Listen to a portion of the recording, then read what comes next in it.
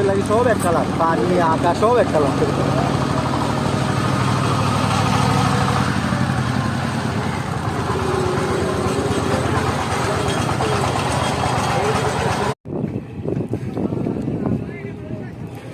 ঘুরতে ঘুরতে চলে আসলাম আমার চরে কালিয়াতি, সিরাজ চরের পরে জায়গাটা অনেক সুন্দর লাগছে।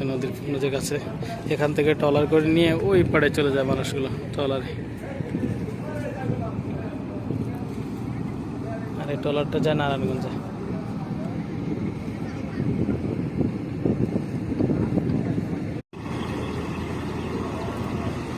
এই ছোট্ট লঞ্চটা এখান থেকে যাচ্ছে নারায়ণগঞ্জ।